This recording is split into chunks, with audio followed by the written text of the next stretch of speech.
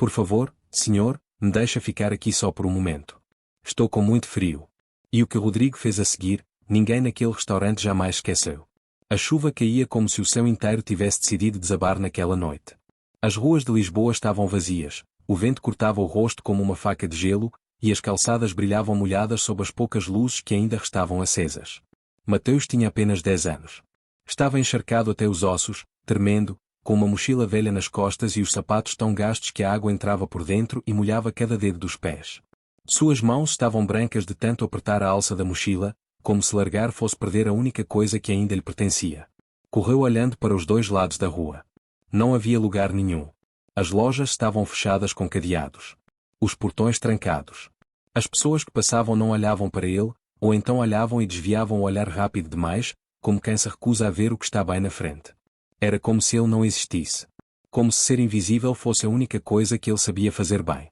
Então ele viu uma luz dourada no meio da escuridão. Um restaurante. O único lugar aberto naquela rua inteira. Pela janela de vidro dava para ver mesas bem arrumadas, toalhas brancas, taças de cristal, pessoas bem vestidas jantando tranquilas, pessoas que provavelmente nunca haviam dormido na calçada, que nunca haviam guardado 3 biscoitos duros dentro de uma mochila porque não sabiam quando iam comer de novo. Mateus parou na calçada e ficou olhando. Sabia que um lugar como aquele não era para alguém como ele. Nunca havia sido. Talvez nunca fosse. Mas a chuva aumentou de vez, e o frio era demais, e às vezes o desespero é mais forte do que o medo. Então respirou fundo, fechou os olhos por um segundo, e empurrou a porta. O ar quente bateu no rosto como um abraço. O cheiro de comida fez o estômago roncar tão alto que ele teve vergonha. Por um segundo, fechou os olhos só para sentir aquilo, o calor, o cheiro, a sensação de não estar mais na chuva. Mas durou pouco. O gerente apareceu quase na hora. Olhou para Mateus de cima a baixo, para as roupas encharcadas, para os sapatos velhos, para a mochila rasgada. A expressão no rosto dele não era de compaixão. Era de irritação. O que você está fazendo aqui, garoto? Este restaurante é privado. Você vai ter que sair agora. A voz soou alta o suficiente para o salão inteiro ouvir. As conversas silenciaram. Os garfos pararam no ar. Todos os olhos se voltaram para o menino encharcado no meio daquele lugar caro. Mateus sentiu o calor subir no rosto, não de raiva, mas de vergonha. Aquela vergonha antiga que ele já conhecia bem demais, a vergonha de ser olhado como alguém que não pertence a lugar nenhum. Deu um passo para trás. Já ia virar e sair quando viu Rodrigo. Estava sozinho numa mesa do canto. Bem vestido, cabelos grisalhos nas têmporas, olhos cansados que carregavam um peso que o dinheiro não conseguia tirar. Na frente dele havia um prato quase intocado. Parecia perdido em algum pensamento muito pesado, num lugar muito longe dali. Mateus não sabe explicar o que aconteceu dentro dele naquele momento. Foi um impulso. Foi desespero. Foi fé. Foi tudo isso junto. Caminhou até a mesa. Menino. O gerente foi atrás. Falei para você sair. Mas Mateus não parou. Chegou até a mesa, olhou direto para Rodrigo nos olhos e disse com a voz mais baixa e mais honesta que tinha. Por favor, senhor, me deixa fingir ser seu filho só por um tempinho. Não quero voltar para a chuva. O restaurante inteiro parou de respirar. Ninguém disse nada. Nem o gerente. Nem os clientes. Nem os garçons. Todos ficaram quietos por aqueles 2 segundos. 2 segundos que pareceram durar uma eternidade. E então Rodrigo olhou para aquele menino de 10 anos, encharcado, tremendo, com os olhos mais honestos que ele havia visto em muitos anos. E algo dentro dele quebrou. Mas o que ele faria a seguir, ninguém naquele restaurante esperava. Com licença, Dr. Rodrigo, disse o gerente, dando um passo à frente. Vou retirar esse menino agora. Mateus deu um passo para trás. O corpo tremia de frio e de medo. Estava acostumado com aquilo, com o passo para trás, com a rejeição, com o vai embora dito de 1000 formas diferentes. Mas antes que o gerente encostasse nele, Rodrigo levantou a mão. Ele não vai sair. A voz era calma. Firme. Do jeito de quem não precisa gritar para ser obedecido. Deixe-o ficar. O gerente parou. E Rodrigo olhou para a cadeira do outro lado da mesa. Senta aqui. Mateus olhou para a cadeira. Para a toalha branca impecável. Para os talheres brilhando. Para o copo de cristal que provavelmente custava mais do que tudo que ele já havia visto na vida. Estava com medo de sujar tudo só de encostar. Pode sentar, disse Rodrigo, com a voz mais suave. Não vai acontecer nada. Mateus sentou devagar, na ponta da cadeira, com a mochila rasgada no colo, porque era o único bem que ele tinha no mundo. Porque era. Rodrigo chamou o garçom sem consultar o cardápio. Traz o mesmo que o meu para o menino. E uma água quente com limão. O gerente foi embora sem dizer mais nada. Os clientes continuaram olhando por alguns segundos, depois voltaram para as próprias mesas. Mas o silêncio que ficou era diferente do de antes. Era o silêncio de quem havia visto algo raro. Algo que não se vê todo dia. Rodrigo olhou para o menino. Qual é o seu nome? Mateus. A voz saiu pequenininha. Quantos anos você tem, Mateus? 10. E onde você mora? Mateus respirou fundo. Aquela pergunta era sempre a mais difícil, porque a resposta nunca era simples. Eu morava num orfanato, senhor. Mas eu fugi. Rodrigo não pareceu surpreso. Só balançou levemente a cabeça, como alguém que já viu o mundo o suficiente para saber que as histórias mais duras existem mesmo. Por que você fugiu? Mateus levantou os olhos. Porque lá não era um lugar seguro, senhor. A comida chegou. Um prato cheio, quente, com um cheiro que fez Mateus piscar os olhos devagar, como se precisasse se certificar de que era real. Pode comer, disse Rodrigo. Mateus pegou o garfo com cuidado. Olhou para o prato mais uma vez. E deu a primeira garfada. Fechou os olhos. E quando os abriu, havia lágrimas escorrendo pelo rosto, silenciosas, sem soluço. Do jeito de quem chorou tanto na vida que as lágrimas já aprenderam a sair sem fazer barulho. Rodrigo observou aquilo com o coração apertado. Por que você está chorando? Mateus limpou o rosto com o braço. Demorou um segundo para responder. Porque nunca ninguém me deixou ficar num lugar assim, senhor. Sempre que eu entro em algum lugar, alguém me manda embora. Sempre. Em todo lugar. A vida inteira. Rodrigo ficou quieto. Mas algo no rosto dele mudou, como se aquelas palavras tivessem tocado num lugar que ele havia guardado trancado por muito tempo. Porque ele conhecia aquela sensação. Rodrigo havia crescido pobre, filho de uma mulher que catava garrafas para comprar comida. Dormiu mais de uma vez na rua, com fome e sem ninguém. Chegou onde chegou porque trabalhou quando todos dormiam. Insistiu quando todos desistiram. Acreditou quando todos duvidavam. E ali estava ele, 52 anos, rico, bem vestido, jantando sozinho num restaurante de luxo, com o prato quase intocado e o coração mais vazio do que jamais havia estado. A doença havia chegado 4 meses atrás. Os médicos haviam dito palavras que ele ainda não conseguia repetir em voz alta. O tratamento havia começado, mas o cansaço era constante, e a solidão, maior do que nunca. Porque quando você está rico e doente, descobre quem estava do seu lado de verdade. E às vezes essa descoberta dói mais do que a doença. Sua esposa Beatriz mal falava com ele. Não por maldade, mas porque tinha medo. E quando as pessoas têm medo de perder alguém, às vezes se afastam antes de perder. É mais fácil se proteger do que enfrentar.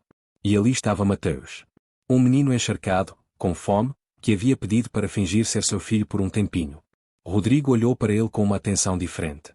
Quanto tempo você está na rua, Mateus? 3 dias, senhor. 3 dias com o que para comer? Mateus abriu a mochila devagar. Tirou um pequeno pacote de papel amassado. Abriu com cuidado, como quem abre algo precioso. Dentro havia uns 3 biscoitos duros, meio partidos, úmidos da chuva. Só isso. Mas eu guardei porque eu não sabia quando ia aparecer outra coisa. Rodrigo ficou olhando para aqueles biscoitos. Para aquele menino de 10 anos que havia guardado 3 biscoitos duros porque não sabia quando ia comer de novo. E então fez algo que não havia feito em meses. Chorou. Baixinho, sem chamar atenção. Uma lágrima só, mas real. Mais real do que qualquer coisa que havia sentido nos últimos tempos. Mateus viu e não disse nada. Não fez graça. Não se afastou. Só estendeu a mão pequena por cima da toalha branca e colocou devagar sobre a mão grande de Rodrigo. Nenhum dos dois falou. Porque às vezes a coisa mais bonita que um ser humano pode fazer pelo outro é simplesmente ficar. Só ficar. Mas o que viria a seguir, ninguém poderia imaginar. Naquela noite, Rodrigo não voltou para casa sozinho. Ligou para o motorista, seu Francisco, um homem de cabelos brancos e mãos calejadas que trabalhava para ele havia 15 anos. Quando o carro parou na frente do restaurante, Francisco desceu, abriu a porta, viu o menino encharcado, e não disse nada. Só sorriu de lado, com aquele sorriso de quem já entendeu a história sem precisar de palavras. No carro, Mateus ficou olhando pela janela com os olhos arregalados. Nunca havia andado num carro assim. Couro no banco. Silêncio no motor. A cidade de Lisboa passando suave, como se o mundo lá fora fosse outro planeta. Você vai me levar para onde, senhor? Perguntou Mateus com a voz pequena. Para a minha casa. Você vai tomar um banho quente, dormir numa cama, e amanhã a gente conversa. Mateus ficou quieto por um momento. Os olhos continuaram na janela. E se a senhora da casa não quiser que eu fique? Rodrigo olhou para ele. Depois olhou pela janela. Vou conversar com ela. O que Mateus não sabia era que aquela conversa seria a mais difícil da noite. A mansão era grande, com jardim na frente e luzes acesas em todas as janelas. Beatriz estava na sala quando eles entraram, uma mulher elegante, de cabelos lisos e postura reta. Quando viu Mateus, parou na hora. Rodrigo, o que é isso? É um menino. Ele precisa de ajuda. Eu estou vendo que é um menino. A voz estava controlada. Os olhos, não. O que ele está fazendo aqui? Ele estava na rua. Com fome há 3 dias. Na chuva. Eu não podia deixar ele lá. Você não pode simplesmente trazer uma criança desconhecida para dentro de casa, sem avisar, sem mais nem menos. Você nem conhece ele, Rodrigo. Não sabe de onde vem, quem é, o que quer. E se for uma armação? Mateus ficou parado com a mochila rasgada nas costas, olhando para o chão. Tinha aprendido faz tempo que quando adultos brigam por causa de você, o melhor é ficar quieto e não tomar espaço. Como se você pudesse encolher o suficiente para deixar de ser um problema. Só por esta noite, disse Rodrigo, dando um passo em direção a Beatriz. Só para ele dormir e comer. Amanhã a gente vê. Mas não podemos deixar essa criança na rua, Beatriz. Ele tem 10 anos. 10 anos. Rodrigo. A voz dela amoleceu por um segundo. Você está doente. Você precisa de descanso. Não de mais problemas. A palavra caiu no ar como uma pedra. Doente. Mateus levantou os olhos devagar. Olhou para Rodrigo pela primeira vez com aquela informação. Rodrigo não desviou o olhar de Beatriz.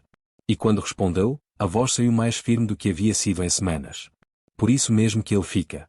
Porque eu preciso de razão para me levantar amanhã cedo. E esse menino é a melhor razão que eu tive em muito tempo.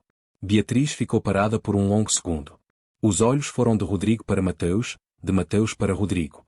Depois virou as costas e subiu as escadas em silêncio. Francisco apareceu ao lado de Mateus. Vem comigo, menino. Vou-te mostrar o quarto. O quarto era maior do que o dormitório inteiro do orfanato. Cama com lençol macio. Almofadas altas. Uma luz quente que não machucava os olhos. Um banheiro com água quente que não acabava. Mateus ficou parado na porta por um momento, só olhando. Pode entrar, disse Francisco, suavemente. É só por enquanto. Mateus entrou devagar. Sentou na borda da cama. Afundou levemente no colchão. Ficou olhando para tudo aquilo como se não acreditasse. Depois foi para o banheiro, abriu o chuveiro e ficou parado embaixo da água quente por um tempo longo, com as mãos abertas e o rosto virado para cima, deixando a água lavar o frio de 3 dias, a sujeira da calçada, o peso de tudo. Quando se deitou na cama, ficou olhando para o teto. Então abriu a mochila e tirou a única coisa que carregava com cuidado, uma Bíblia pequena, de capa azul desgastada, que havia pertencido à sua mãe. Ele não sabia quase nada sobre os pais. Haviam morrido quando ele tinha 1 ano. Não lembrava dos rostos, da voz, do cheiro. Só tinha aquela Bíblia, e uma foto pequena, desbotada, que ficava dentro dela. Abriu numa página. Leu em voz bem baixa, quase sussurrando, como se estivesse rezando antes de dormir. Porque eu, o Senhor teu Deus, te sustento pela mão direita e te digo, não temas, eu te ajudo. Fechou o livro. Fechou os olhos. E dormiu o sono mais tranquilo que havia dormido em meses. Na manhã seguinte, acordou com cheiro de café fresco. Desceu com cuidado, devagar, como quem não quer fazer barulho em casa alheia. Rodrigo estava sentado à mesa da cozinha com uma xícara nas mãos e os olhos cansados de quem não dormiu bem.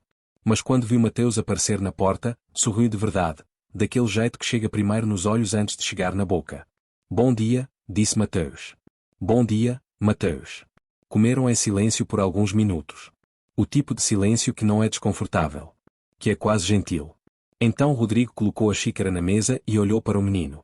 Me conta sobre o orfanato. Porque você fugiu de verdade? Mateus segurou a xícara com as 2 mãos, respirou fundo, e contou.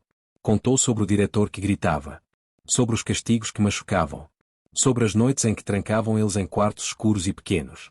Sobre as vezes em que ficou sem comer porque havia desobedecido uma regra que ninguém explicou direito. Rodrigo ouvia sem interromper, com as mãos unidas sobre a mesa, com os olhos sérios e atentos, do jeito que pouquíssimas pessoas haviam ouvido Mateus na vida. Quando o menino terminou, ficou um silêncio longo. Rodrigo colocou a mão sobre a mesa, aberta como um convite. Eu não vou te mandar de volta para lá, Mateus. Mateus levantou os olhos. Mas a senhora Beatriz? Deixa a Beatriz comigo. A voz era firme, segura. Você não precisa se preocupar com isso. Mateus assentiu devagar. E pela primeira vez em muito tempo, sentiu algo que quase não reconhecia. Segurança. Mas o que Rodrigo ainda não sabia era que Beatriz guardava um segredo sobre aquele menino. Um segredo que mudaria tudo quando viesse à tona. Os dias foram passando. Mateus foi ficando. Primeiro era para ser uma semana. Depois virou 2. Depois ninguém mais contava. Beatriz continuava fria. Quando cruzava com Mateus nos corredores, dava um aceno de cabeça seco. Na mesa do jantar, falava com Rodrigo sobre outras coisas, como se o menino fosse invisível. Às vezes, Mateus pegava o olhar dela fixo nele, de longe, com uma expressão que ele não sabia ler. Não era raiva. Não era carinho. Era algo entre os dois que não tinha nome. Mas Mateus tentava entender. Toda manhã acordava antes de todos. Ajudava Dona Clara, a cozinheira de mãos grandes e coração de mel, a separar as frutas do café. Varria o corredor do andar de cima sem que ninguém pedisse. Regava as plantas do jardim com um cuidado silencioso, como se estivesse cuidando de algo vivo de verdade. Porque estava.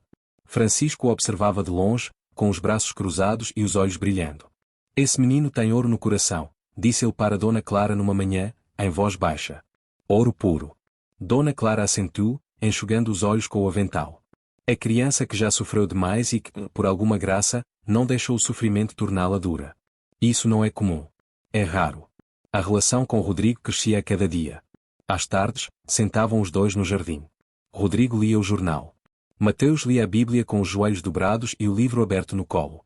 De vez em quando, Mateus dizia algum versículo em voz alta, não para impressionar, apenas porque precisava compartilhar. Numa dessas tardes, Mateus levantou os olhos do livro. Posso te perguntar uma coisa, Rodrigo? Pode. Mateus hesitou um segundo. Você tem medo de morrer? Rodrigo abaixou o jornal devagar. Dobrou com cuidado. E olhou para Mateus por um longo tempo. Por que você pergunta isso? Porque a senhora Beatriz fica com os olhos vermelhos toda vez que você vai ao médico. Mateus disse aquilo olhando para as flores. E você volta sempre mais quieto, com aquele olhar de quem ficou sabendo de uma coisa muito pesada. Rodrigo ficou em silêncio por um momento. O jardim ao redor dele cheirava a terra molhada e jasmim. Eu tenho medo? Repetiu ele devagar, como se estivesse experimentando a pergunta. Sim, disse por fim, com a voz mais baixa que o normal. Mas não tanto de morrer. Eu tenho medo de não terminar o que eu ainda precisava fazer. De partir com coisas importantes por dizer. De ir embora sem ter amado do jeito certo. Mateus ficou olhando para as flores por um segundo. Minha mãe morreu quando eu tinha 1 ano. Não lembro dela. Mas tem uma coisa que eu aprendi lá no orfanato, com uma senhora que ia rezar com a gente toda semana. Rodrigo olhou para ele. O que ela te ensinou? Que Deus não abandona quem não o abandona. Mateus disse aquilo com a simplicidade de quem diz uma verdade antiga. Que quando a gente não sabe mais o que fazer, é porque chegou a hora de parar de fazer e começar a confiar. Que às vezes o milagre não é você resolver tudo, é você ter paz mesmo sem resolver nada. Rodrigo ficou quieto. Mateus continuou, com a voz calma. Eu estava na chuva naquela noite. Completamente perdido, sem saber para onde ir, com medo de tudo. E aí eu vi a luz do restaurante, e depois eu vi você. E eu não sei explicar com palavras, mas eu senti. Ele colocou a mão no peito. Senti aqui dentro que Deus tinha colocado você ali para mim. E me colocado ali para você também. Rodrigo virou o rosto. Os olhos arderam. Mateus viu, mas não disse nada. Só esperou. Você acredita mesmo nisso? Perguntou Rodrigo com a voz embargada. Com tudo que você já passou, você ainda consegue acreditar nisso?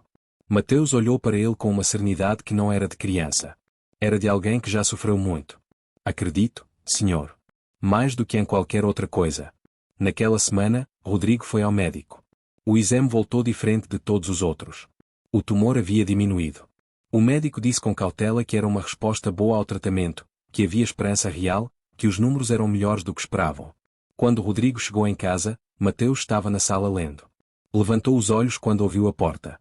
Viu a expressão de Rodrigo, e soube antes de qualquer palavra. Rodrigo se sentou ao lado dele no sofá devagar, como se precisasse de um momento para deixar a notícia pousar de verdade. O médico disse que está melhorando, Mateus. O tumor diminuiu. Mateus ficou olhando para ele por um segundo. Depois fechou o livro, levantou, e foi até Rodrigo com os 2 braços abertos, e o abraçou com força. Não como se fosse uma ação ensaiada. Como se fosse necessário. Como se o corpo inteiro pedisse aquilo. Rodrigo fechou os olhos. Colocou os braços em volta do menino. E ficou ali quieto, com a cabeça abaixada, sentindo aquilo pousar no peito. Eu sabia, disse Mateus com a voz abafada no peito dele. Eu pedi todo dia. Todo dia eu abria a Bíblia e pedia. Tudo posso naquele que me fortalece. E eu acreditei. Rodrigo não respondeu com palavras. Mas a mão que apertou as costas do menino disse o que palavras não alcançam. Beatriz estava na escada quando viu aquilo. Parou. Ficou olhando para o marido abraçado àquele menino que ela havia resistido tanto. Aquele menino que ela havia tentado tornar invisível. Que ela havia tratado como um problema a ser resolvido. E sentiu algo rachar dentro dela. Não de raiva. De culpa. Porque havia algo que ela nunca havia contado ao Rodrigo. Algo que carregava faz anos, guardado no fundo de uma gaveta trancada da memória, pesando como pedra. E a hora de contar havia chegado. Ela desceu as escadas devagar. Os passos eram lentos, como os de alguém que está carregando algo pesado e sabe que vai ter que largar em breve. Rodrigo e Mateus se separaram quando ouviram os passos. Beatriz parou na frente dos dois. Os olhos estavam vermelhos. As mãos, levemente trêmulas. Rodrigo, eu preciso te contar uma coisa sobre esse menino. Rodrigo franziu a testa. O que você quer dizer, Beatriz? Beatriz respirou fundo, como quem está prestes a mergulhar numa água funda e sabe que não vai poder voltar atrás. Eu conheço Mateus desde antes de você trazê-lo aqui. O silêncio que caiu sobre a sala foi o mais pesado que qualquer um dos três havia sentido. Beatriz sentou no sofá, as mãos no colo, os dedos entrelaçados com força. Rodrigo ficou parado diante dela com a expressão de quem começa a entender que está prestes a ouvir algo que vai mudar tudo. Mateus ficou ao lado, quieto, sem entender ainda o que estava por vir, mas sentindo, o coração acelerou por conta própria. Há 11 anos, disse Beatriz, com a voz firme, mas os olhos molhados, eu fiz algo que não deveria ter feito. Algo que carreguei em silêncio desde então. Rodrigo não disse nada. Esperou. Você estava em viagem de negócios naquele mês. Eu recebi uma ligação de uma mulher que eu mal conhecia. Ana. Filha de uma vizinha antiga da minha mãe. Ela estava numa situação muito difícil, grávida, sozinha, sem dinheiro, sem ninguém para ajudar. Mateus ficou muito, muito quieto. O nome Ana. Aquele nome era o que estava escrito na Bíblia. Ela me pediu ajuda. Eu a ajudei a encontrar um hospital, a ter o parto. O bebê nasceu saudável. Beatriz fez uma pausa. A voz tremeu. Um menino. O coração de Mateus parou. Mas Ana não tinha condições de criar o filho. O pai havia morrido em um acidente meses antes. Ela havia ficado completamente sozinha. E ela também tinha uma doença grave, sabia, no fundo, que não ia durar muito tempo. Então me pediu para encontrar uma família boa para o bebê. Alguém que cuidasse com amor. Alguém em quem ela pudesse confiar. Beatriz. A voz de Rodrigo saiu baixa. Eu deveria ter-te contado naquela época. Logo que aconteceu. Mas eu entrei em pânico. Achei que você não ia querer. Que ia complicar nossa vida. Que ia mudar tudo. A voz quebrou. E eu tive medo. Eu tive muito medo. E eu escolhi o medo. As lágrimas escorreram pelo rosto dela. Então eu encaminhei o bebê para um orfanato quando ele completou 1 ano, depois que a mãe morreu. Assinei os papéis como tutora temporária. Deixei um endereço falso para não ser encontrada. E nunca mais voltei. Nunca mais perguntei. Nunca mais olhei para trás. O silêncio era absoluto. Mateus olhou para Beatriz com os olhos muito abertos. O peito subia e descia rápido. Quando Rodrigo te trouxe para cá, continuou Beatriz, olhando para o menino, a voz saindo fraca agora, fraca e arrependida, eu não reconheci de imediato. Mas aí eu vi a Bíblia que você carrega. A capa azul desgastada. E o nome escrito na frente, com caneta vermelha. Mateus olhou para a Bíblia. Sentiu as mãos ficarem frias. Ana me deu aquela Bíblia no dia depois que o bebê nasceu. Me pediu para guardar com cuidado. Me pediu para entregar a ele um dia, quando ele fosse grande o suficiente para entender. Disse que era a coisa mais preciosa que ela tinha no mundo. A única coisa que ela tinha a deixar. Mateus abriu a Bíblia com mãos que tremiam de verdade. Devagar. Na primeira página, com letra miúda e caneta vermelha, estava escrito o que ele havia lido centenas de vezes, sem entender completamente o peso daquelas palavras. Para o meu filho Mateus. Que Deus te guarde onde eu não puder estar. Com todo o amor da sua mãe, Ana. Mateus não conseguiu ficar sentado. Levantou. Caminhou até a janela. Ficou de costas para os dois, com a Bíblia apertada no peito, tentando respirar, tentando entender, tentando conter algo muito grande que estava prestes a transbordar. Rodrigo foi até ele. Colocou a mão no ombro do menino com gentileza. Mateus virou devagar. Os olhos estavam cheios. O queixo tremia. A voz saiu partida, pequenininha, de um jeito que nunca havia saído antes. Ela me amava? A pergunta era simples. Mas carregava 10 anos inteiros. Rodrigo engoliu o nó na garganta. Levou um segundo para responder. E quando respondeu, foi com a voz mais gentil que tinha. Ela te amava tanto, Mateus. Tanto, que te deu o que tinha de mais precioso. O único bem que ela possuía. E pediu para alguém guardar até que você pudesse receber. Mateus fechou os olhos. Beatriz se levantou do sofá. Caminhou até Mateus com passos lentos, como quem vai fazendo um caminho que deveria ter feito há 10 anos. Parou a um palmo dele. Estava tremendo. Eu errei, Mateus. A voz saiu quebrada. Eu errei muito. Eu te abandonei quando não devia. Fui covarde quando precisava ser corajosa. Pensei em mim quando precisava pensar em você. E não tem desculpa para isso. Mateus a olhou por um longo tempo. Nenhuma criança deveria carregar o peso que aquele menino havia carregado. Nenhuma criança deveria crescer sem saber que era amada. Nenhuma criança deveria passar fome, frio, noites de chuva, sem ter ninguém. E no entanto, lá estava ele. De pé. De cabeça erguida. Com uma Bíblia no peito e fé de sobra. Você já pediu perdão a Deus? Perguntou Mateus com a voz baixa. Sem raiva. Beatriz fechou os olhos. Todo dia, Mateus. Todo dia. Desde que percebi quem você era. Mateus ficou em silêncio por um momento. Então eu também te perdoo. Beatriz colocou a mão na boca. Os ombros começaram a tremer. E o choro que saiu não era o choro contido e elegante de uma mulher que controla tudo. Era um choro fundo, de dentro, de quem carregou uma pedra por muito tempo e finalmente pôde largar. Rodrigo os olhava dos dois lados, com os olhos vermelhos e a garganta apertada, sem dizer nada. Porque não havia nada a dizer. Beatriz abriu os braços. E Mateus foi. Foi devagar, como quem ainda não acredita que tem permissão para ser abraçado. Mas foi. E quando ela o abraçou com força, ele enterrou o rosto no ombro dela e chorou. Chorou tudo que havia guardado por 10 anos, a saudade de uma mãe que nunca conheceu, o frio de noite sem ninguém, a vergonha de ser mandado embora de todo lugar, a dor de crescer achando que ninguém o queria, a dor de ser maltratado no orfanato. Rodrigo colocou os braços em volta dos dois. E os três ficaram assim por um tempo que nenhum deles soube contar. Mas a história ainda não havia terminado. E o que estava por vir seria o maior teste de todos. 3 meses depois, Rodrigo foi ao médico de novo. Mateus foi junto, sentou na sala de espera com a Bíblia no colo, os pés balançando porque a cadeira era alta demais para ele. Ficou rezando baixinho, os lábios se movendo quase sem som. Francisco sentou ao lado. Cruzou os braços. Fechou os olhos. E rezou também, do jeito dele, em silêncio, mas com força. Quando Rodrigo saiu do consultório, parou na frente dos dois. E a expressão no rosto não era de medo. Era de paz. O tumor sumiu. Disse aquilo com a voz simples de quem diz uma coisa enorme e não precisa gritar para ela ser verdadeira. Francisco fechou os olhos. Abaixou a cabeça devagar. Os ombros desceram, como se tivesse carregado um peso por meses e acabado de colocá-lo no chão. Mateus levantou da cadeira de um salto. Correu até Rodrigo e abraçou com força, com os 2 braços, com todo o peso do seu corpo pequeno, como se quisesse que o abraço chegasse até dentro do peito do homem. Rodrigo segurou o menino. Ficou ali parado no corredor do hospital, com os olhos fechados, sentindo aquilo. Eu sabia, disse Mateus com a voz abafada no peito dele. Eu pedi todo dia. Todo dia. Tudo posso naquele que me fortalece, Rodrigo. Tudo.